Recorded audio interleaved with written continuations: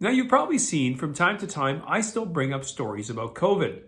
Now, occasionally I'll have someone ask me, why do you still do that? I mean, dude, COVID was like so yesterday. And the reason I still do that is because I'm a firm believer that if we fail to study history, we're bound to repeat the same mistakes. Now, I still remember the days of the insanity that we used to have. You remember social distancing, 14 days to stop the spread, people masking pretty much everywhere. And then we had the vaccination passports. You had to be vaxxed to go anywhere. And a quarter of Canadians, I live in Canada, 20 to 25% of Canadians were instantly demonized. They were chastised for not going along, for not agreeing to put that concoction in their arms because somehow they were evil people and wanted to kill grandma and grandpa. Now, if we look back with the hindsight of history, who was right? Come on, let's take a look. Tell me in all seriousness, was all the fear porn truly right? I mean, in the last few years, think of how many different variants came along and they were going to just wipe us out.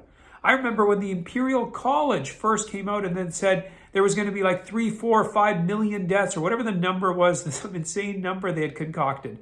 Not only that, when Sweden refused to follow all the guidelines, they were the pariah, and the country was supposed to basically become an apocalypse. There was supposed to be nobody left. Everybody was going to get decimated.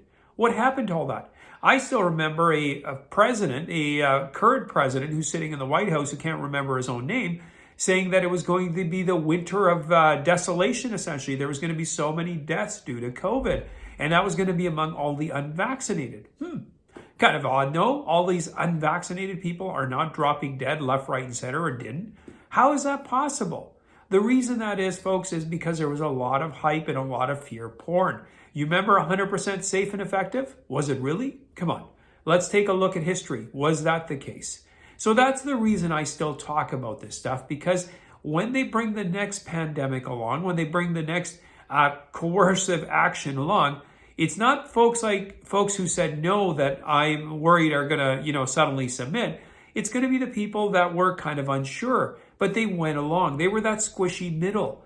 And unless they have a mistrust of the institutions, those so-called experts who told them really a myriad of lies, if you look at it, I mean, there was half-truths at best. If they don't have a mistrust of it, we're bound to go down this road once again. So, for those of you who stood in opposition, for those of you who sought to get the truth on every matter, for those of you who actually used horse dewormer and horse paste, I encourage you to never stop talking about this. Bring it up. Yes, it's going to alienate some people. Yes, it's going to piss some people off. But hopefully it will also jar some people into thinking, hey, I went along with all that stuff. So maybe the next time the next fear porn comes along, the next variant, the world is going to end because unless we change the climate, or it's going to be the bird flu or whatever, you name it, monkeypox, any myriad of things.